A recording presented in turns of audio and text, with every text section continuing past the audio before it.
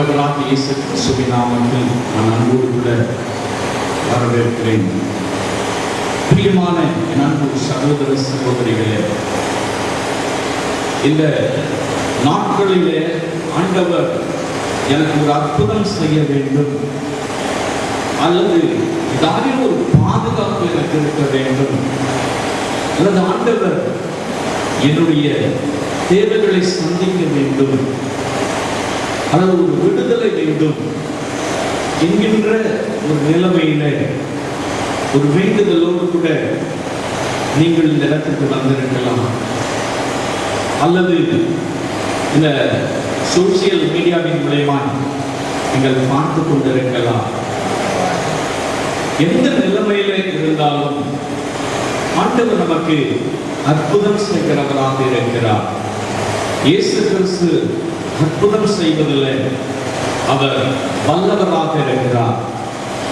வேதாகமத்தில் யோவான் எழுதின சுவிசேஷம் 2ஆம் அதிகாரத்தில் இயேசு முதலாவது ஒரு அற்புதத்தை செய்கிறார்.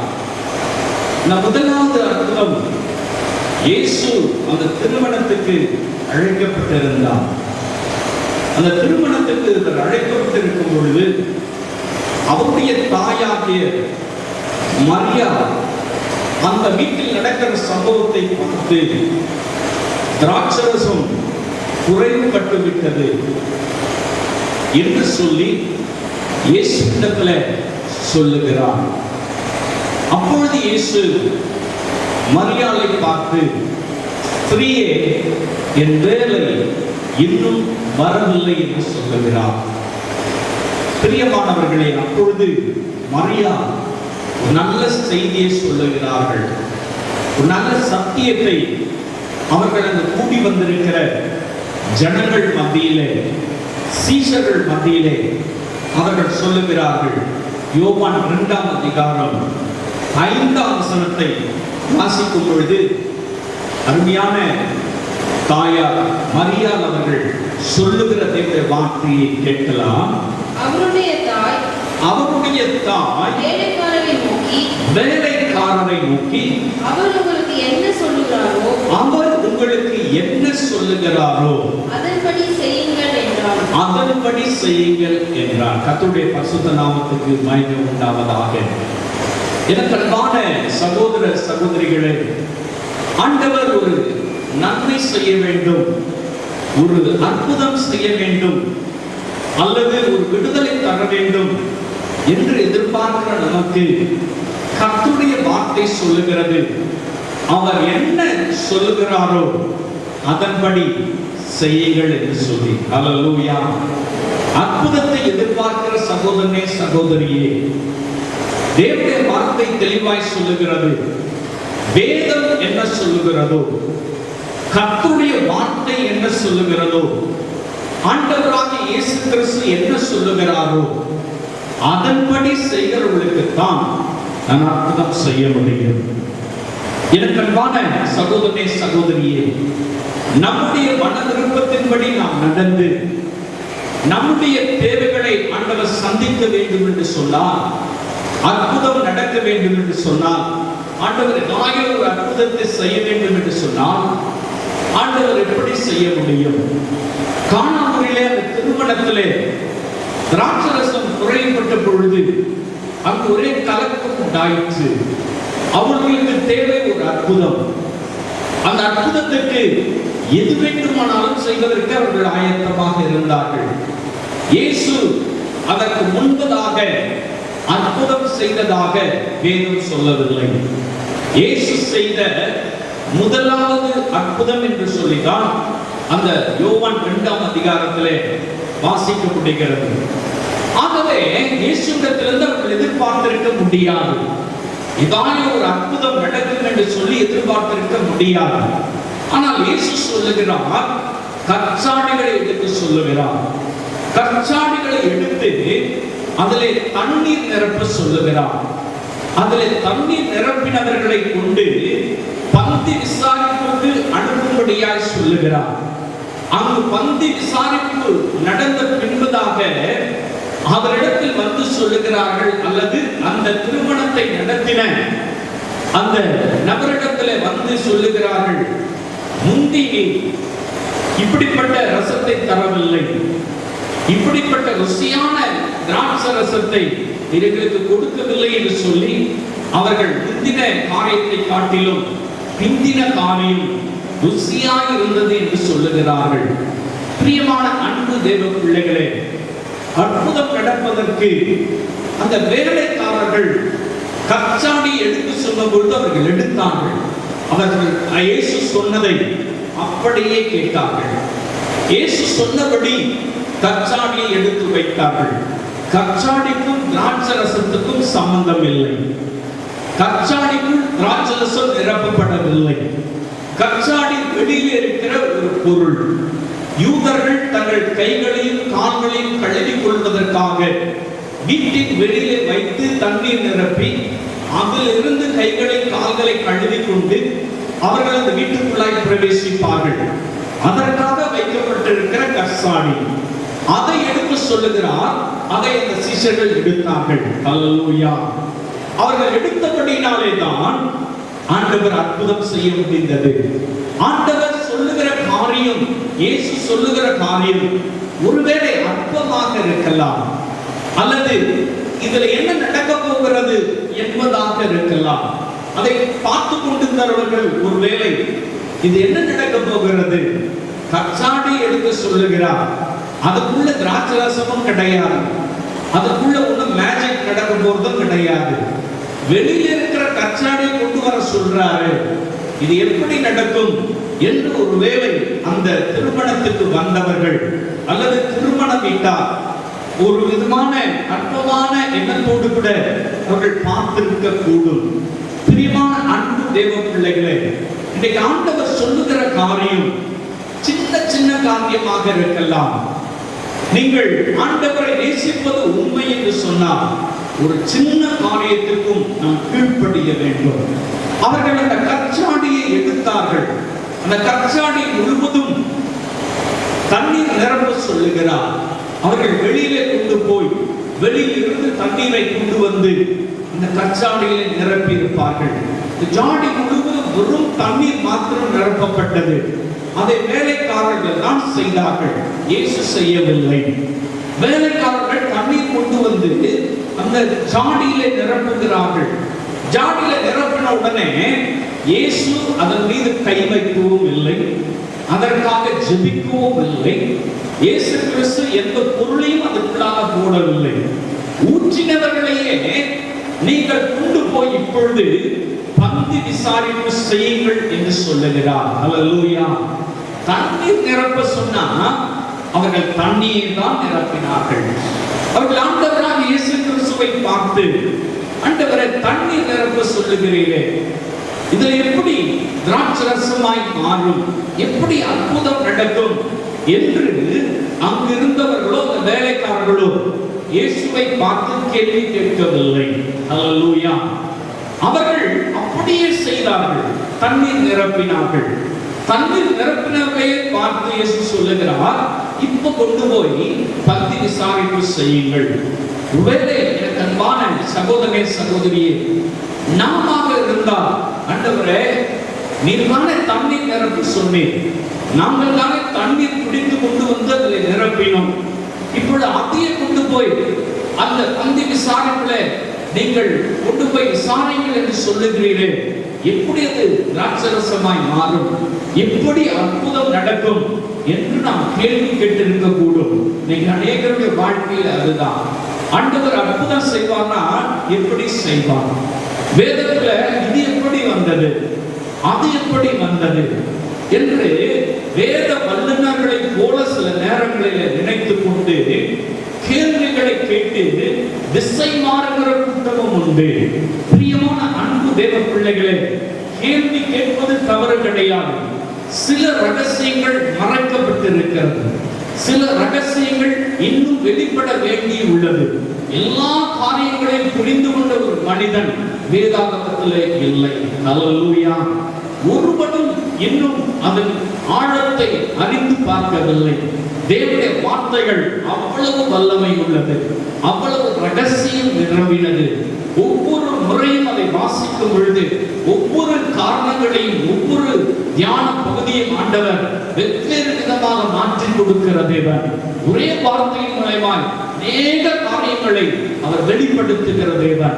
நாம் ஒரு வார்த்தையை பிடித்துக் கொண்டு இப்படித்தான் அது அப்படித்தான் என்று சொல்லி நாம் ஆண்டவரை கேள்வி கேட்டுக் கொண்டிருக்க கூடாது. சிலர் யூடியூபில் பார்க்கும் பொழுது அல்லது முகநூல்களிலே பார்க்கும் பொழுது பெண்கள் முக்காடு அணிவது சரியா தவறா? எனக்கு அன்பான அன்பு தேவ பிள்ளைகளே, தேவ தூதர்கள் உங்களுடைய முடியை கட் பண்ணாம இருக்கணும்னு சொன்னாக்கா நீங்க முக்காடிட வேண்டும் என்று சொல்லி வேதம் சொல்லுகிறது. எனக்கு அருமையான அன்பு சகோதரனே சகோதரியே, முக்காடிடுவது கட்டாயம் தேவனுடைய பிள்ளைகளுக்கு, பெண்களுக்கு அது அழகாக இருக்கிறது. பாருங்கள், வேதாகமத்தில் நீங்கள் ஏசாயா தீர்க்கதரிசன புத்தகத்திலே நீங்கள் 6ஆம் அதிகாரத்திலே வாசித்து பார்க்கும் பொழுது உசியா ராஜா மரணம் அடைந்த பின்பு கர்த்தர் ஏசாயாவுக்கு ஒரு தரிசனத்தை காண்கிறார். தேவாலயத்திலே வஸ்திர தொங்கல் நிரம்பி இருக்கிறது. அப்படி நிரம்பி இருக்கும் பொழுது தேவதூதர்கள் கிருபைகளும் சேராபீன்களும் சேனைகளின் கர்த்தர் பரிசுத்தர் பரிசுத்தர் என்று ஓயாமல் சொல்லிக் கொண்டிருந்தது. அவைகளுக்கு 6 சிறகுகள் இருந்தது. 2 சிறகுகளால் தன்னுடைய கால்களை மூடிக்கொண்டன, 2 சிறகுகளால் தன்னுடைய முகத்தை மூடிக்கொண்டன, 2 சிறகுகளால் மாத்திரம் பறந்து சேனைகளின் கர்த்தர் பரிசுத்தர் பரிசுத்தர் என்று கர்த்தருடைய நாமத்தை மகிமைப்படுத்தினது. ஏசாயா அப்பொழுதுதான் கர்த்தரை காண்கிறான். ஐயோ, நான் அசுத்த உதடுகள் உள்ள மனிதன் என்று சொல்லி அவன் அன்றைக்கு ஆண்டவருக்கு தன்னை அர்ப்பணித்து இன்னும் அவர் சொன்ன தீர்க்க தரிசனங்கள் நிறைவேற காத்திருக்கிற தேவ தீர்க்கதரிசியாக ஏசாயாவை கர்த்தர் எழுப்பினார். அதற்கு காரணம் என்ன? அந்த தேவ தூதர்கள் தன்னுடைய அழகை மறைத்துக் கொண்டார்கள், தங்கள் கால்களில் இருக்கிற அழகை மறைத்துக் கொண்டார்கள், தன்னுடைய முகத்தில் இருக்கிற அழகை மறைத்துக் கொண்டார்கள். அவர்கள் பறப்பதற்கு மாத்திரம் 2 சட்டைகளை விரித்து கர்த்தரை மாத்திரம் இந்த தீர்க்கதரிசி பார்க்க வேண்டும், கர்த்தரை மாத்திரம் நோக்கி ஆராதிக்க வேண்டும் என்று சொல்லி தங்களுக்குள்ளாக இருக்கப்பட்ட எல்லா மேன்மையும் மறைத்துக் கொண்டு கர்த்தரை மாத்திரம் நோக்கி பார்த்தார்கள். பிரியமான அன்பு தேவ பிள்ளைகளே, அப்படி நோக்கி பார்த்ததன் விளைவாகத்தான் பாருங்கள் ஏசாயா தீர்க்கதரிசி எழுப்பினார்.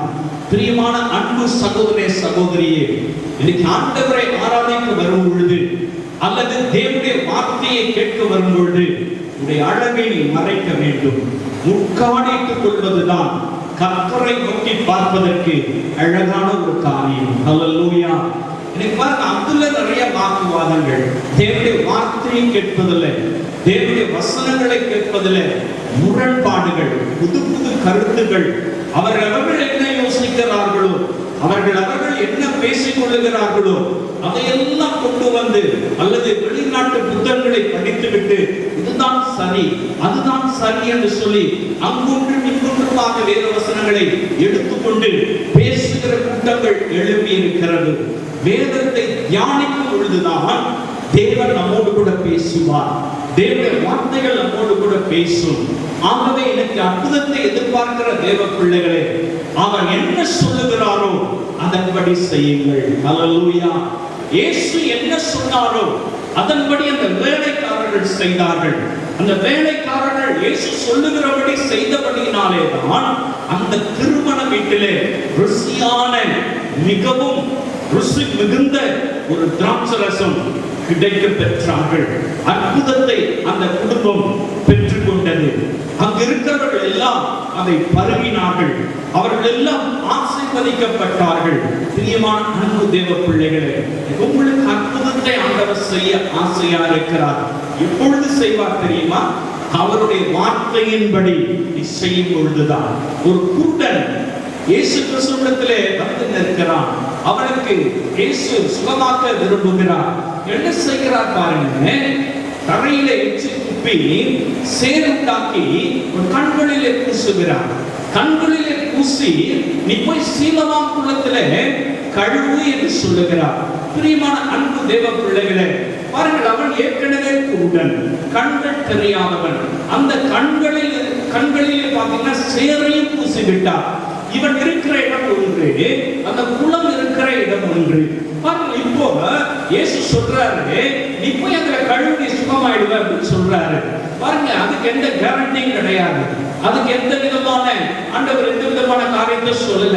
நீ போய் கழுவு, அவ்வளவுதான் அப்படின்னு சொல்லி விட்டார். அவர் சொல்லுகிறபடி செய்தான். அல்லேலூயா. அவன் சொல்லுகிறபடி அவன் கண் தெரியாதவனாக இருந்தாலும் அவன் தட்டு தடுமாறி இயேசு சொல்லி இருக்கிறார், எனக்கு அற்புதம் செய்வார், அவருடைய வார்த்தை உண்மையுள்ளது, அவருடைய வார்த்தையிலே கிருபை இருக்கிறது, அவருடைய வார்த்தையிலே அற்புதம் நடக்கும் என்று சொல்லி அவன் விசுவாசித்தபடியினால், அவன் நம்பினபடியினால் நேராய் இயேசு சொன்னபடி போய் குளத்திலே உன்னுடைய கண்களை கழுவுகிறான். பார்வை அடைந்தவனாக திரும்பி வருகிறான். அற்புதத்தை பெற்றுக் கொண்டான். ஹல்லேலூயா. பிரியமான என் அன்பு சகோதரனே, சகோதரியே, இந்த நாட்களிலே ஆண்டவர் நமக்கு அற்புதம் செய்ய வேண்டும் என்று சொல்லி ஆண்டவருடைய முகத்தை பார்க்க வேண்டும், கர்த்தரினோடு கூட பேச வேண்டும், ஆண்டவருடைய வார்த்தைகளை நம்மளாய் கிரியை நடப்பிக்க வேண்டும் என்று எதிர்பார்க்கிறேன். ஆண்டவர் நாங்களும் ஒரு அற்புதம் செய்ய வேண்டும் என்று சொல்லி காத்திருக்கிற தேவ பிள்ளையே, வேதம் தெளிவாய் சொல்லுகிறது, இயேசுடைய தாயார் தெளிவாய் சொல்லுகிறார்கள். அவர் என்ன சொல்லுகிறாரோ அதன்படி செய்யுங்கள். நீங்கள் அதன்படி செய்யும் பொழுதுதான், இயேசு சொல்லுகிறபடி செய்யும் பொழுதுதான் அற்புதத்தை பெற்றுக்கொள்ள முடியும். ஹல்லேலூயா, ஹல்லேலூயா. பிரியமான அன்பு சகோதரனே, சகோதரியே, நீங்க அற்புதத்தை எதிர்பார்க்கிறீங்கல்ல, ஆண்டவருடைய வார்த்தையின்படி செய்ய தேவனுடைய வார்த்தை உங்கள் கைகளில் இருக்கிறது. பரிசுத்த வேதாகமம் என்ன சொல்லுகிறதோ அதன்படி செய்யுங்கள். மனிதன் சொல்லுகிறபடி செய்து ஒருவேளை நீங்கள் ஏமாந்து போயிருக்கலாம். அங்கு போய் இதை செய் அதை செய் என்று சொல்லி இந்த தாயத்தை கட்டு, இந்த கயிறை கட்டு, இந்த தகடை கொண்டு வந்து வச்சுக்கோ என்று சொல்லி ஒருவேளை மனிதர்கள் சொல்லுகிறது போல செய்து நீங்கள் ஏமாந்து இன்னும் உபத்திரத்துக்குள்ளாய் போயிருக்கலாம். பிரியமான அன்பு தேவ பிள்ளைகளே, கர்த்தருடைய வார்த்தையின்படி செய்கிறவர்களுக்கு தான் ஆண்டவர் அற்புதம் செய்ய முடியும். இரண்டாவதாக நீங்கள் வேதத்தில் வாசித்து பார்க்கும் பொழுது ஆண்டவர் அற்புதம் செய்ய வேண்டும் என்று சொன்னார். யோசுவாவின் புத்தகத்தை திருப்பி நாம் வாசிக்கலாம். யோசுவா 3ஆம் அதிகாரம் 5ஆம் வசனத்தை வாசிக்கும் பொழுது இந்த வேத பகுதி யோசுவாவை பார்த்து கர்த்தர் சொல்லுகிறார். என்ன சொல்லுகிறார் பாருங்கள். யோர்தான் குறுக்கிட்டு வருகிறது. யோர்தான் கடக்க வேண்டும் என்று சொன்னால் மோசேயை போல ஒரு தேவ மனிதர்கள் வேண்டும். பாருங்க, மோசே இருந்த காலத்திலே செங்கடலை அவர்கள் கடந்து வந்தார்கள். மோசே இப்பொழுது இல்லை. யோசுவா தன்னுடைய பொறுப்பை உணர்ந்தவனாக தேவனுடைய சமூகத்தில் இருக்கும் பொழுது ஆண்டவர் பேசுகிறார், தெளிவா பேசுகிறார். என்ன சொல்றார் பாருங்க, வாசிக்கலாம். யோசுவா ஜனங்களை நோக்கி உங்களை பரிசுத்தம் பண்ணிக் கொள்ளுங்கள், உங்களை பரிசுத்தம் பண்ணிக் கொள்ளுங்கள். நாளைக்கு கர்த்தர் உங்கள் நடுவிலே அற்புதங்களை செய்வார். நாளைக்கு கர்த்தர் உங்கள் நடுவிலே அற்புதங்களை செய்வார் என்றார். ஹல்லேலூயா. எனக்கு பிரியமான அன்பு சகோதரனே, சகோதரியே, அற்புதம் நடப்பதற்கு ஆண்டவர் சொல்லுகிற ஒரு வழி பாருங்க. உங்களை நீங்கள் பரிசுத்தம் பண்ணிக் கொள்ளுங்கள். பரிசுத்தம் பண்ணிக் கொண்டால் நாளைக்கு நான் அற்புதம் செய்வேன் என்று கர்த்தர் யோசுவாவோடு கூட பேசுகிறார். யோசுவா தனியாக நிற்கிறார். மோசே இல்லாத ஒரு நேரத்தில் இந்த யோர்தானை கடந்து போக வேண்டுமே என்று சொல்லுகிற ஒரு கலக்கத்தோடு இருக்கிறார். கர்த்தர் பேசுகிறார், மோசையோடு கூட இருந்தது போல நான் உன்னோடு கூட இருப்பேன், அவர்கள் கண்களுக்கு முன்பாக உன்னை மேன்மைப்படுத்துவேன் என்று சொல்லி கர்த்தர் தெளிவாக பேசுகிறார். அப்படி மேன்மை அடைய வேண்டும் என்று சொன்னால் உன் ஜனங்களை பரிசுத்தப்படுத்திக் கொள், நீ பரிசுத்தப்படுத்திக் கொள், அப்பொழுது நான் அற்புதம் செய்வேன். எனக்கு அன்பான அன்பு சகோதரனே, சகோதரியே, ஒருவேளை நீங்க நினைக்கலாம், இன்னைக்கு பெரிய கன்வென்ஷன்களிலே தேவ மனிதர்கள் பேசும் பொழுது அற்புதம் நடக்கிறதே, அவர்கள் என்ன பரிசுத்தமாக இருக்கிறார்களா, அவர்கள் எப்படியோ வந்தார்கள், எப்படியோ அவர்கள் அற்புதத்தை பெற்றுக் கொள்கிறார்கள் என்று ஒரு வேளை நினைக்கலாம். அவர் இரக்கமுள்ள தேவன். ஏன் அற்புதம் செய்கிறார்?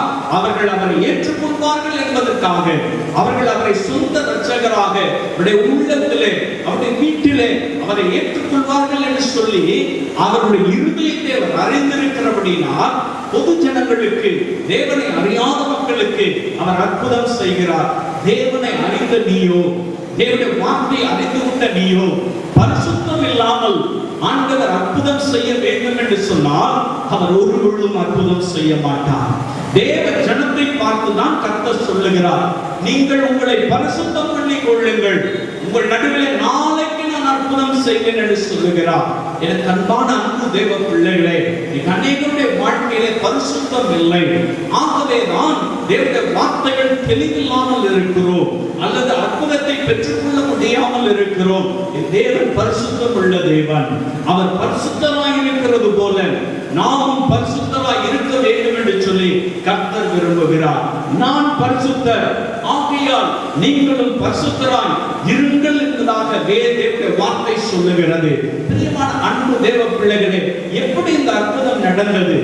இஸ்ரவேல் ஜனங்கள் ஆண்டவர் சொன்னபடியே தங்களை பரிசுத்தப்படுத்திக் கொண்டார்கள்.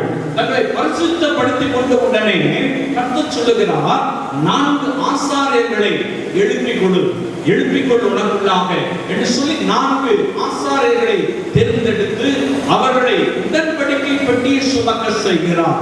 தேவனுடைய ஜனங்களுக்கு முன்பதாக, இஸ்ரவேல் ஜனங்களுக்கு முன்பதாக உடன்படிக்கை பெட்டி புறப்பட்டு செல்லட்டும். அவர்கள் யோர்தானிலே அந்த கரை ஓரத்திலே அந்த உள்ளங்கால்கள் படும்படி அவர்களை நிற்க சொல் என்று சொல்லி கர்த்தர் சொல்லுகிறார். பாருங்கள், இந்த யோர்தான் நதியானது எப்படி வருகிறதா பாத்தீங்கன்னாக்கா, மேலிருந்து கீழே வருகிறது. 13ஆம் வசனத்திலே, யோசுவா 3ஆம் அதிகாரம் 13ஆம் வசனத்திலே வாசித்து பார்க்கும் பொழுது இந்த யோர்தான் எப்படி வருகிறது என்பதாக வேதம் சொல்லுகிறது. பாருங்க, சம்பவிக்கிறது என்னவென்றால் சர்வ பூமிக்கும் ஆண்டவராகிய கர்த்தரின் பெட்டியை சுமக்கிற ஆசாரியர்களுடைய உள்ளங்கால்கள் யோர்தானின் தண்ணீரிலே பட்ட மாத்திரத்தில் மேலே இருந்து ஓடி வருகிற யோர்தானின் தண்ணீர் ஓடாமல் ஒரு குவியலாக நிற்கும் என்றார். கர்த்தருடைய பரிசுத்த நாமத்துக்கு மகிமை உண்டாவதாக. தண்ணீர் எப்படி வருகிறது பாருங்க, நேரா அப்படி போறது கிடையாது, சமமா ஓடுறது கிடையாது. இது எங்கோ மேலிருந்து வருகிறது. இப்படிதான் வசனம் சொல்லுது. மேலிருந்து வருகிற தண்ணீர் எவ்வளவு ஃபோர்ஸா வரும் பாத்தீங்க. அப்படி அடிச்சுட்டு வர தண்ணீர்ல எதிர்த்து ஒரு மனுஷன் நிற்க முடியாது. ஒரு டிராவல் பண்ணுகிற கார் எல்லாம் கூட அடிச்சுட்டு போறத பார்க்கிறோம், லாரி கூட அடிச்சுட்டு போறத பார்க்கிறோம், ஜீவராசிகள் எல்லாம் அடிச்சுட்டு போறத பார்க்கிறோம். சமீபத்துல ஒரு யானை கூட அப்படிப்பட்ட ஒரு வெள்ளத்துல அடிச்சுட்டு போனது பார்க்கிறோம். சாதாரணமான ஒரு வெள்ளம். இது யோர்தான் நதி. இந்த நதியில மேலிருந்து தண்ணீர் புறப்பட்டு வருகிறது. ஜனங்கள் ஒருவேளை அப்படி போய் நின்னாங்கன்னு சொன்னா அது அப்படியே மாறிக்கொண்டு போய்விடும். அப்படிப்பட்ட நிலைமையிலே கர்த்தர் சொல்றாரு, ஆசாரியர் கால்கள் படும் பொழுது அந்த தண்ணீர் அப்படியே குடியலாக நிற்கும். இந்த பக்கத்துல இருக்கிற தண்ணி ட்ரை ஆகிடும். அப்ப நீங்க என்ன செய்வீங்க? வெறும் தரையில நடந்து போகிறது போல நடந்து போவீங்க. அல்லேலூயா. பாருங்க எப்படி அற்புதம் செய்கிறார். அவர்கள் ஒன்றும் செய்யவில்லை இஸ்ரவேல் ஜனங்கள். அவர்கள் அதற்காக ஏதோ ஒரு பெரிய டேம் கட்டல, ஏதோ ஒரு பெரிய பிரிட்ஜ் கட்டல, அதை கடந்து போவதற்கு ஏதோ ஒரு முயற்சிகள் அவர்கள் செய்யவில்லை. ஆனால் அவர்களை பார்த்து கர்த்தர் சொல்லுகிறார், உங்களை பரிசுத்தம் பண்ணிக் கொள்ளுங்க, மீதியை நான் பார்த்துக்கிறேன். அல்லேலூயா. அவர் அப்படித்தான் செய்தார். அவர்களை அவர்கள் பரிசுத்தப்படுத்திக் கொண்ட உடனே அவர்கள் இயேசு கர்த்தர் சொல்லுகிறபடி அவர்கள் ஆசாரியர்கள் புதியதாக கிராமங்களுக்குள்ளாய் போய்விட்டது. அந்த பக்கம் இருக்கிற கிராமங்களுக்குள்ளாகலாம் தண்ணீர் போய்விட்டது. அப்படியே திரும்பி ரிவர்ஸ்ல போயிடுச்சு. பிரியமான அன்பு தேவ பிள்ளைகளே, தேவனுடைய ஜனங்கள் கம்பீரமாய் எப்படி செங்கடலில் நடந்து போனார்களோ அதே விதமாக யோர்தானிலே நடந்து போனார்கள். அல்லேலூயா. இந்த அற்புதம் நடப்பதற்கு ரகசியம் என்ன? அவர்கள் பரிசுத்தம் பண்ணி கொண்டபடியினால், அவர்கள் பரிசுத்தமாய் இருந்தபடியினால். நீங்க அற்புதத்தை எதிர்பார்க்கிற சகோதரனே, என் அன்பு சகோதரியே, உங்களுடைய வாழ்க்கையை நீங்கள் கேட்டு பார்க்கலாம், உங்களுடைய மனசாட்சியை நீங்கள் தொட்டு பார்க்கலாம். நான் பரிசுத்தமாய் இருக்கிறேனா? தேவன் விரும்புகிற பரிசுத்தம் இருக்கிறதா? ஆண்டவராக இயேசு கிறிஸ்து சொன்னது போல என்னுடைய உள்ளம் பரிசுத்தமாய் இருக்கிறதா?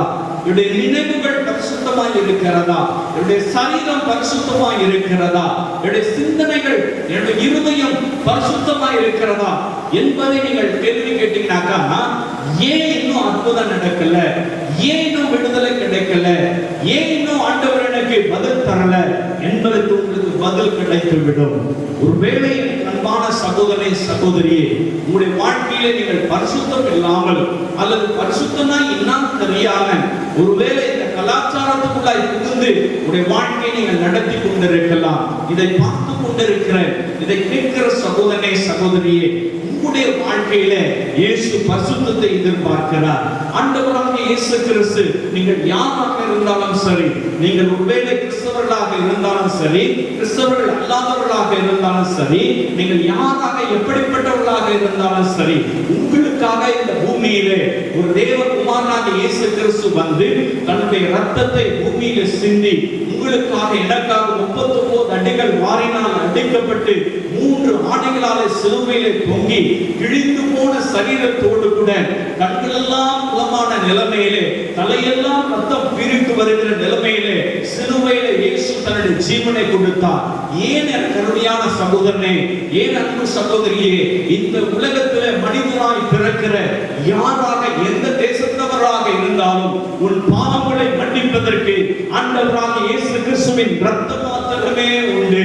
இந்த உலகத்திலே பாவங்களை மன்னிப்பேன் என்று சொல்லி ஒருவேளை நதிகளிலே குளித்தால் பாவம் மன்னிக்கப்படும் என்று சொல்லலாம், அல்லது மொட்டை அடித்து கொண்டால் உன் பாவம் மன்னிக்கப்படும் என்று சொல்லலாம், அல்லது கற்களை முதுகிலை கட்டி சுமந்தால் உங்களுக்கு பரிசுத்தம் உண்டாகும் என்று சொல்லி நீங்கள் அப்படி செய்யலாம், அல்லது பலவிதமான மனிதர்கள் சொல்லுகிறபடி பரிசுத்தத்தை இப்படிப்பட்ட பரிகாரம் செய்தால் கிடைத்துவிடும் என்று சொல்லலாம். இல்லை என அன்பானவர்களே, வேதம் தெளிவாய் சொல்லுகிறது, இயேசு கிறிஸ்துவின் ரத்தம் சகல பாவங்களை நீக்கி சுத்திகரிக்கும் என்று சொல்லி ஆண்டவராகிய இயேசு கிறிஸ்துவின் ரத்தம் மாத்திரமே உன்னுடைய பாவங்களை கழுவி சுத்திகரிக்க முடியும். உன் பாவங்களை அறிக்கையிட்டால் பாவங்களை மன்னித்து உன்னை அவர் பரிசுத்தமாக்குவதற்கு அவர் வல்லமை உள்ள தேவனாக இருக்கிறார். நீ யாராக இருந்தாலும் சரி, எப்படிப்பட்டவர்களாக இருந்தாலும் சரி, இயேசு கிறிஸ்துவின் ரத்தத்தினாலே கழுவப்பட்ட பிள்ளையாக இருக்க வேண்டும். அதுதான் அவர் தருகிற பரிசுத்தம். ஆண்டவர் உனக்கு அற்புதம் செய்ய வேண்டும். உங்களுடைய வாழ்க்கையில் அற்புதத்தை நீங்கள் எதிர்பார்க்கிறீர்கள் என்று சொன்னால் ஒரே ஒரு ரகசியம், நீங்கள் ஒன்றும் செய்ய வேண்டாம். இயேசுவே, நான் இந்த குற்றத்தை செய்திருக்கிறேன், ஒப்புக்கொள்ளுங்க. ஆண்டவருடைய சமூகத்தில் ஒப்புக்கொள்ளுங்க. இயேசுவே, இந்த தவறு நிமித்தமா என்னுடைய வியாதிக்கு காரணமாக இருந்திருக்கலாம், என் மனசாட்சி வேதனைப்படுகிறது, நான் இப்படிப்பட்ட தவறுகளை செய்திருக்கிறேன், இயேசுவே மன்னியும் என்று சொல்லி நீங்கள் இயேசு கிறிஸ்துவின் நாமத்தினாலே, இயேசுவே இரத்தத்தினாலே என்னை கழுவுங்கன்னு சொல்லி கேட்டீர்கள் என்று சொன்னால் நீங்கள் பரிசுத்த ஜனமாய் மாறி போவீர்கள். ஹல்லேலூயா. அவர்தான் பரிசுத்தப்படுத்துகிற தேவன், இயேசுதான் பரிசுத்தப்படுத்துகிற தேவன். அவர் உங்களுக்கு அற்புதம் செய்ய தயாராக இருக்கிறார். அவர் அற்புதங்களின் தேவனாய் இருக்கிறார். உங்களுக்கு அவர் அற்புதம் செய்ய முடியும். எப்பொழுது உனக்குள் பரிசுத்தத்தை விரும்பும் பொழுது, இயேசு கிறிஸ்துவின் இரத்தத்தினாலே என்னை கழுவும் என்று சொல்லி கேட்கும் பொழுது, பாவத்தை அறிக்கையிட்டு மனம் திரும்பும் பொழுது இயேசு உங்களுக்கு அற்புதம் செய்வார். ஹல்லேலூயா.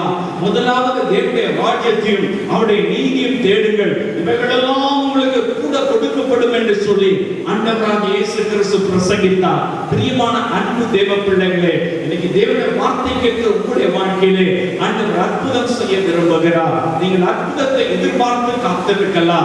Easy, very simple. இயேசுவே என்னை மன்னியும், உம்முடைய இரத்தத்தினாலே கழுவும் என்று சொல்லி இயேசுவை நோக்கி பாருங்கள், அதை விசுவாசியுங்கள். இயேசு இந்த உலகத்தில் எனக்காக வந்தார், என்னுடைய பாவத்துக்காக அவரை சிலுவையில் அடித்தார்கள். நான் கைகளில் செய்த பாவத்துக்காக இயேசு கிறிஸ்து 2 கைகளில் ஆணிகள் கடாவப்பட்டது.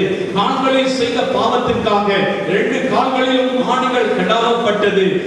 இருதயத்தில் செய்த பாவத்துக்காக இயேசு கிறிஸ்துவை விழாவிலே ஈட்டியினாலே குத்தினார்கள். என் சிந்தனையினால் செய்த பாவத்துக்காக இயேசு கிறிஸ்துவின் தலையிலே முள்முடி வைத்து கோலினாலே அடித்து தலைக்குள்ளாக குத்து கொண்டு ரத்தம் வடிந்து கொண்டிருந்தது.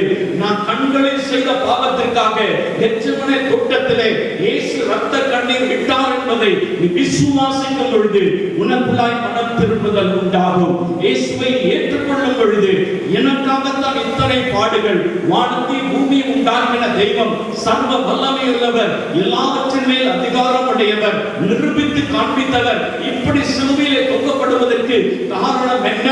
என்னை பரிசுத்தப்படுத்துவதற்கு, என்னை அவருடைய மகனாக மாற்றுவதற்கு என்று சொல்லி நீங்கள் விசுவாசிப்பீர்கள் என்று சொன்னால் அவருடைய ரத்தம் உங்களை பரிசுத்தப்படுத்தும். அந்த பரிசுத்தமுடையவர்களுக்கு அவர் அற்புதம் செய்கிறார் என்று சொல்லுகிறார். யோர்தானிலே கர்த்தருடைய ஜனங்கள் எல்லாம் கதறிக் கொண்டிருக்கிறார்கள். ஐயோ, மோசே இல்லையே, எப்படி எங்களுக்கு அற்புதம் நடக்கும்? எப்படி நாங்கள் இந்த யோர்தானை கடந்து போவோம் என்று கேள்விக்குறியோடு கூட இருக்கிறார்கள். கர்த்தர் தெளிவாய் சொல்லுகிறார், உங்களை நீங்கள் பரிசுத்தப்படுத்திக் கொள்ளுங்கள், நீங்கள் பரிசுத்தப்படுத்திக் கொள்ளுங்கள், நான் அற்புதம் செய்கிறேன் என்று சொல்லி அப்படியே அவர்கள் தங்களை பரிசுத்தப்படுத்திக் கொண்டார்கள். கர்த்தர் அற்புதம் செய்தார். நீ உங்களுக்கு அற்புதம் வேண்டும் என்று சொன்னால் பரிசுத்த வாழ்க்கையை உங்களை ஒப்புக் கொடுங்க, பரிசுத்தமாய் வாழ தீர்மானம் பண்ணுங்க. இயேசு உங்களுக்கு அற்புதம் செய்து உங்களை மகிழ்ச்சியாக்குவார். நீங்கள் அவருடைய பிள்ளைகளாக இருப்பீர்கள். நீங்கள் கேட்டுக்கொள்வது எதுவோ அதை அப்படியே அவர் செய்து உங்களை ஆசீர்வதிக்கிற தேவனாய் இருக்கிறார். ஹல்லேலூயா. கடைசியாக ஒன்று சொல்லி முடிக்கிறேன். ஆண்டவர் அற்புதம் செய்ய வேண்டும் என்று சொன்னால் நம்மிடத்தில் விசுவாசத்தை எதிர்பார்க்கிறார். அவர் விசுவாசத்தை எதிர்பார்க்கிறார். பிரியமான அன்பு தேவ பிள்ளைகளே, அற்புதம் நடப்பதற்கு இயேசு சொல்லுகிறபடி செய்யுங்கள். அற்புதம் நடப்பதற்கு அவர் விரும்புகிற பரிசுத்தத்தோடு கூட வாழ தீர்மானம் பண்ணுங்கள். அற்புதம் நடப்பதற்கு எனக்கு அருமையான அன்பு தேவ பிள்ளைகளே, விசுவாசிக்க தீர்மானம் பண்ணுங்கள். இயேசுக்கு அன்பாயிருந்த ஒரு சகோதரன், லாசரு என்று சொல்லுகிற ஒரு மனிதன், அவர் எப்பெல்லாம் அந்த பெத்தானியாவுக்கு போகிறாரோ அப்பெல்லாம் அவங்க வீட்டில் தங்குவார். அங்கு தங்கி அந்த கிராமங்களுக்கு எல்லாம் ஊழியத்துக்கு போவார். அப்படி நேசிக்கிற ஒரு குடும்பம், மார்த்தாள், மரியாள் என்று சொல்லுகிற சகோதரிகள். அவனுக்கு இருந்த ஒரே ஒரு சகோதரன். பாருங்கள், திடீரென்று சொல்லி இயேசு ஊழியம் செய்து கொண்டிருக்கும் பொழுது அவன் மரித்து விட்டான். பிரியமான அன்பு தேவ பிள்ளைகளே, இயேசு ஊழியத்தெல்லாம் முடிச்சிட்டு வராரு. அதுக்குள்ள 4 நாட்கள் கடந்து விட்டது. இயேசு வருகிறார் என்று சொல்லி கேள்விப்பட்ட உடனே மார்த்தாள் இயேசு கிறிஸ்துவை பார்ப்பதற்காக ஓடி முன்பாக வருகிறார். இயேசுவை பார்த்து சொல்லுகிறார். வாசிக்கலாம். யோவான் 11ஆம் அதிகாரம் 23 இருந்து 26 வசனங்களை வாசிக்க கேட்கலாம். யோவான் 11ஆம் அதிகாரம் 23ஆம் வசனத்திலிருந்து 26ஆம் வசனம் வரை. இயேசு அவரை நோக்கி சகோதரன் உயிர்த்தெழுந்திருப்பான் என்றார். உன் சகோதரன் உயிர்த்தெழுந்திருப்பான் என்றார். அதற்கு மார்த்தாள் உயிர்த்தெழுதல் நடக்கும் கடைசி நாளிலே அவனும் உயிர்த்தெழுந்திருப்பான் என்று அறிந்திருக்கிறேன் என்றார். இயேசு அவளை நோக்கி நானே உயிர்த்தெழுதலும் ஜீவனுமாய் இருக்கிறேன். என்னை விசுவாசிக்கிறவன் மரித்தாலும் பிழைப்பான். உயிரோடு இருந்து என்னை விசுவாசிக்கிற எவனும் என்றென்றைக்கும் அறியாமலும் இருப்பான். இதை விசுவாசிக்கிறாயா என்றார். கர்த்தருடைய பரிசுத்த நாமத்துக்கு மகிமை உண்டாவதாக. இயேசு அற்புதம் செய்வதற்கு வருகிறார். அவனை உயிரோடு கூட, லாசருவை உயிரோடு கூட எழுப்புவதற்காக, அவர் அற்புதம் செய்வதற்காக அவன் வீட்டுக்கு வருகிறார். அவன் கல்லறை நோக்கி இயேசு வருகிறார். அப்படி வரும் பொழுது அவருடைய சகோதரி வந்து இயேசுடைய பாதத்தில் விழுந்து அழுகிறார். இயேசுவே, நீர் இருந்திருந்தால் என்னுடைய சகோதரன் மரித்திருக்க மாட்டானே, இப்படி எல்லாம் செய்திருப்பான். இயேசு சொல்றாரு, உன் சகோதரன் உயிர்த்தெழுவான் அப்படின்னு சொல்றாரு. அதுக்கு அவர் சொல்றா, ரொம்ப வேதத்தை கற்று அறிந்தவர் போல அல்லது வேத வசனம் தெரிந்தவர் போல அவர் சொல்றா. என்ன சொல்றானா, கடைசி நாளிலே நீ உயிர்த்தெழுதலில என் சகோதரி எழுப்புவீர் என்று சொல்லி எனக்கு தெரியும் அப்படின்றார். அதற்கு இயேசு சொல்றாரு, என்னை விசுவாசி, நீ பிழைத்திருப்பாய். என்னை விசுவாசி, அற்புதம் நடக்கும். என்னை விசுவாசி, நீ மரித்தாலும் பிழைத்திருப்பாய் என்று சொல்லி இயேசு சத்தியத்தை அங்கு சொல்லுகிறார். இதை விசுவாசிக்கிறியான்னு கேட்கிறார். பிரியமான அன்பு தேவ பிள்ளையே, அப்படி இருந்து கூட இயேசு கல்வரைக்கு வரார். கல்வரைக்கு வந்து பாத்தீங்கன்னாக்கா கல் அங்கு ஒன்று புரட்டப்பட்டு அடைக்கப்பட்டு கிடக்கிறது, அது முன்பதாக மூடி கிடக்கிறது. இயேசு பாருங்க 40வது வசனத்துல சொல்லுகிறாரு, யோவான் 11ஆம் அதிகாரம் 40ஆம் வசனத்தை வாசிக்கும் பொழுது இயேசு மறுபடியும் அவளை நோக்கி, நீ விசுவாசித்தால் தேவனுடைய மகிமையை காண்பாய், தேவனுடைய மகிமையை காண்பாய் என்று நான் உனக்கு சொல்லவில்லையா என்று நான் உனக்கு சொல்லவில்லையா என்றார். ஏன் அப்படி சொல்றார் அப்படின்னு கேட்டீங்கன்னாக்கா, இயேசு கள்ள புரட்ட சொல்றார். இவர் சொல்றா, ஆண்டவரே கள்ள புரட்டினா செத்து 4 நாள் ஆயிடுச்சு, பிணவாடை அடிக்குவேன், நாருமே என்று சொல்லுகிறார். அப்பதான் இயேசு அவரை பார்த்து சொல்றாரு, நீ விசுவாசித்தால் தேவனுடைய மகிமையை காண்பாய் என்று நான் உனக்கு சொல்லவில்லையா என்று சொல்லுகிறார். ஹல்லேலூயா. பிரியமான அன்பு தேவ பிள்ளைகளே, எனக்கு ஆண்டவர் அற்புதம் செய்வதற்கு என்ன எதிர்பார்க்கிறார்? விசுவாசத்தை எதிர்பார்க்கிறார். அவர் விசுவாச வார்த்தைகளை நமக்கு கொடுத்து இருக்கிறார். தேவன் ஒருவர் உண்டு என்று சொல்லி விசுவாசிக்கிறோம். தேவன் நமக்காக மரித்து உயிரோடு கூட எழுந்தார் என்று சொல்லி விசுவாசிக்கிறோம். ஏன் நமக்கு அற்புதம் செய்ய மாட்டார்? ஏனுடைய வியாதியை சுகமாக்க மாட்டார்? ஏனுடைய பணம் கண்ணீரை அவர் துடைக்க மாட்டார்?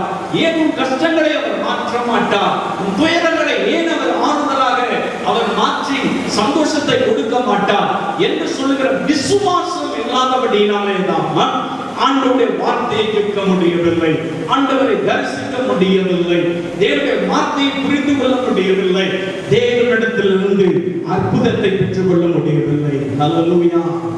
ஆண்டவர் ஒவ்வொரு நாளும் அற்புதம் செய்ய விரும்புகிறார். ஒவ்வொரு நாளும் நம்மோடு கூட பேச விரும்புகிறார். ஒவ்வொரு நாளும் நம்முடைய குடும்பத்திலே, நம்முடைய தனிப்பட்ட வாழ்க்கையிலே, நாம் வேலை செய்கிற இடங்களிலே, இந்த தேசத்தில் இருக்கிற மக்கள் மத்தியிலே ஒவ்வொரு நாளும் அற்புதம் செய்ய விரும்புகிறார். அவர் அற்புதங்களின் தேவன், அவர் அதிசயங்களின் தேவன். ஹல்லேலூயா.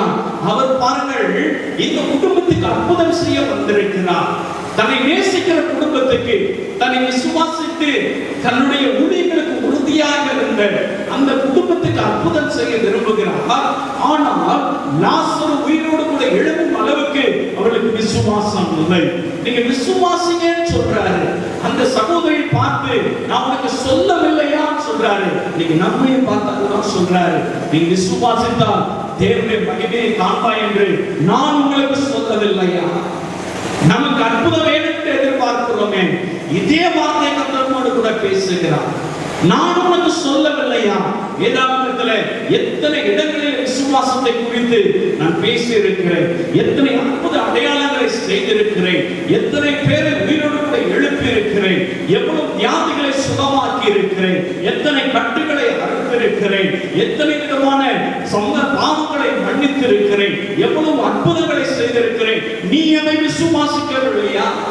வேதத்தை வாசிக்கிற, வேதத்தை தியானிக்கிற, வேத வசனத்தின் மீது அன்பு வைத்திருக்கிற உங்களை பார்த்து ஆண்டவர் சொல்லுகிறார், நீ விசுவாசித்தால் தேவனுடைய மகிமையை காண்பாய்.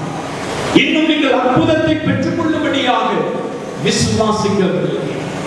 இயேசுவை பார்த்துவிட்டு நீ விசுவாசித்தால் தேவனுடைய மகிமையை காண்பாய் என்று சொல்லி நான் உனக்கு சொல்லவில்லையா என்று சொல்லிவிட்டு லாசருவின் கல்லறை அருகிலே கல் புரட்ட உடனே ஒரே ஒரு சத்தம் போடுகிறார், லாசருவே வெளியே வா என்று சொன்னார். அந்த விசுவாச வார்த்தை மரித்த சடலத்தை உயிரோடு கூட கொண்டு வந்தது.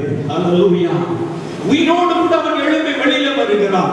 அவனை போய் யாரும் தூக்கி கொண்டு வரவில்லை, அவன் மீது கை வைத்து இயேசு ஜெபிக்கவில்லை, அல்லது கல்லறைக்குள்ளாய் அவர் புகுந்து போய் ஜெபிக்கவில்லை. கல்லறையின் வாசலில் நின்று உரத்த சத்தத்தோடு கூட இயேசு சொல்லுகிறார், லாசருவே வெளியே வா என்று சொன்னார். விசுவாச வார்த்தை, அந்த விசுவாச வார்த்தை ஜீவன் உண்டாக்கினது, மரித்தாலும் பிழைப்பான். அந்த விசுவாச வார்த்தை லாசருவை உயிரோடு கூட எழுப்பினது. அந்த ஆண்டவராகிய இயேசு கிறிஸ்து உங்களோடு கூட இருக்கிறார், உன்னோடு கூட அவர் இருக்கிறார். நீ விசுவாசித்து நீ கேட்கும் பொழுது நீ அதை பெற்றுக் கொள்வாய். ஆண்டவரிடத்திலிருந்து அற்புதம் நடக்கும். ஆண்டவர் அற்புதம் செய்யணும். இயேசு கிறிஸ்து எனக்கு அற்புதம் செய்யணும். எனக்கு ஒரு குடும்ப வாழ்க்கையிலே சமாதானத்தை கட்டளையிடணும், குழந்தை பாக்கியத்தை தரணும், அல்லது திருமண வாழ்க்கையை நடப்பித்து கொடுக்கணும், அல்லது பிள்ளைகளுடைய படிப்பிலே ஆண்டவர் ஒரு அற்புதம் செய்யணும், என்னுடைய பண பிரச்சனைகளிலே ஆண்டவர் அற்புதம் செய்யணும், எனக்கு ஒரு வேலையிலே ஆண்டவர் அற்புதம் செய்யணும், என்னுடைய சரீரத்தில் இருக்கிற வியாதியிலே ஒரு அற்புதம் செய்யணும், இரவும் பகலும் கட்டப்பட்டவனாக இந்த பிசாசின் பிடியில் இருக்கிற எனக்கு ஆண்டவராக இயேசு கிறிஸ்து ஒரு அற்புதம் செய்யணும் சொன்னாங்க.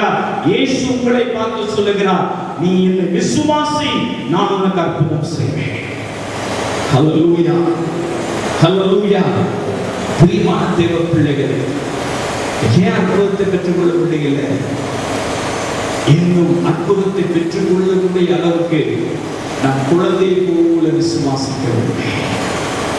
நம்முடைய இருதயத்தில் இன்னும் கள்ளம் கபடுகள் இருக்கிறது, ஏதோ ஒரு சந்தேகம் இருக்கிறது.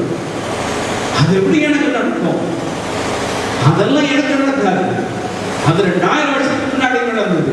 இப்ப அற்புதம் எல்லாம் கிடையாது. இப்ப ஆண்டவர் எந்த அற்புதம் செய்ய மாட்டார். இன்றைக்கும் இயேசு அற்புதம் செய்கிறவராக இருக்கிறார். இன்றைக்கும் மரித்தவனை அவர் உயிரோடு கூட எழுப்புகிறவராக இருக்கிறார். இன்றைக்கும் வியாதிகளை சுகமாக்குகிறவராக இருக்கிறார்.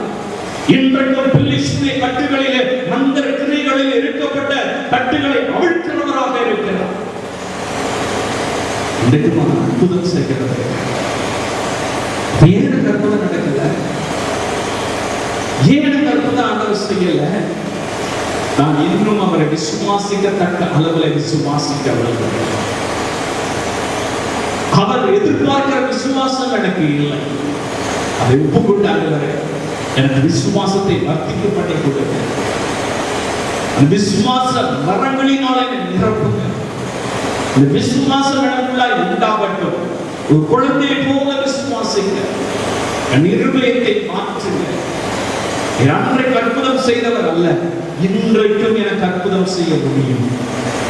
என்னுடைய வாழ்க்கையில நீங்கள் அற்புதம் செய்கிற தேவன், நீங்க சொல்றபடி நான் செய்து என்னை ஒப்புக் கொடுக்கிறேன்.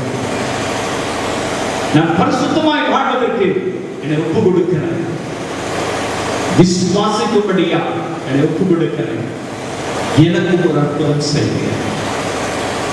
எனக்கு ஒரு அற்புதம் செய்கிறேன். உண்மையாய் நீங்கள் கேட்கிறேன் என்று சொன்னார். இதை கேட்டுக் கொண்டிருக்கிற என் அன்பு சகோதரி சகோதரி, இயேசு இன்றைக்கு உங்களுக்கு அற்புதம் செய்வார். பேசிக் கொண்டிருக்கிற நான் அல்ல, ஒரு மனிதன் அல்ல, ஒரு ஊழியக்காரன் அல்ல, ஏதோ வானங்களுக்கு குதித்தவர்கள் அல்ல, இவர்கள் மூலமாய் அவர்கள் மூலமாய் அல்ல. உங்களுக்கு அற்புதம் செய்கிறவர் இயேசு மாத்திரமே. அவர்தான் அற்புதங்களின் தேவன். உங்களுக்கு அற்புதம் செய்ய முடியும். ஒரு விடுதலை தர முடியும். ஒரு பெரிய ஆசீர்வாதத்தை கர்த்தர் கட்டளையிட முடியும். ஒப்பு கொடுக்க தீர்மானம் பண்ணுவீங்களா? ஆண்டவரே, ஒப்பு கொடுக்கிறேன்னு சொல்லுங்க. ஆண்டவருடைய சமூகத்தில் ஆண்டவரே, என்னுடைய வாழ்க்கையில் நான் அற்புதம் பெற்றுக்கொள்ள முடியாதபடிக்கு நீங்க சொல்றது நான் கேட்காதபடினாலே தான், என் மன விருப்பத்தின்படி நடந்தபடினாலே தான், யாரோ மனுஷர்கள் சொல்றபடி எல்லாம் நடந்தபடினாலே தான் நான் விடுதலை அற்புதத்தை பெற்றுக்கொள்ள முடியல. இயேசுவே, நான் பரிசுத்தமா இருப்பது போல நினைச்சுக்கிறேன். ஆனா என் சிந்தனையிலே, என் இருதயத்தில் ஏதோ ஒரு கசப்பு, ஏதோ ஒரு பாவ பேச்சு, ஏதோ ஒரு பாவம் ஒட்டி கொண்டு இருக்கிறது. அது பெருமையாக இருக்கலாம், அல்லது ஏதோ ஒரு கோபமாக இருக்கலாம், ஏதோ ஒரு வைராக்கியமாக இருக்கலாம், அல்லது பொய் பேசுகிற சுவாபமாக இருக்கலாம், மற்றவர்களை பற்றி குறை சொல்லுகிற சுவாபமாக இருக்கலாம், ஏதோ ஒரு பாவம் கரையமாக இருக்கலாம், யாருக்கோ கொடுக்க வேண்டியதை இன்னும் கொடுக்காமல் இருக்கலாம், யாரையோ பரியாசம் பண்ணி இருக்கலாம், ஏதோ ஒரு பாவம் என் இருதயத்தில் ஒட்டி கொண்டு இருக்கிறது. அதை மன்னிச்சு எனக்கு ஒரு அற்புதம் செய்கிறேன். அன்றை நான் உன்னை நேசிக்கிறேன். மார்த்தாளை போல நான் உன்னை நேசிக்கிறேன். நீ ஊழியம் செய்வதற்கு என் வீட்டை செலக்ட் பண்ணிட்டீங்க. என் வீட்டில் வரும்பொழுதெல்லாம் நான் சமைச்சு கொடுத்திருக்கிறேன். உண்மை அன்போடு கூட நான் விசாரிச்சிருக்கிறேன். உண்மை நம்புறேன். அதெல்லாம் சரிதான். உன் சகோதரர் உயிரோடு கூட எழுதுவான்னு சொன்னேன். நீ அதை விசுவாசிக்கலையே. விசுவாசித்தால் தேவனுடைய மகிமை காண்பாய் என்று சொல்லி நான் உனக்கு சொல்லவில்லையா? நீ அந்த அளவுக்கு விசுவாசிக்க ஒப்பு கொடுத்தீர்களா? இயேசு என் ரட்சகர், அதெல்லாம் சரிதான். இயேசு என்னுடைய தெய்வம், எல்லாம் சரிதான். அவர் ஊழியம் செய்கிறார், ஒரு முறைமா நிறைய அற்புத அடையாளங்கள் செய்து எனக்கு செய்வாரா? என் குடும்பத்துல செய்வாரா? உனக்கு தான் அவர் செய்யலன்னு சொல்றார். ஹல்லேலூயா. உங்களுக்கு தான் அவர் செய்யலன்னு சொல்றார். தெளிவா சொல்றார். விசுவாசி தேவனுடைய மகிமையை பெற்றுக் கொள்ளுங்கள். விசுவாசி நம்ம எல்லாம்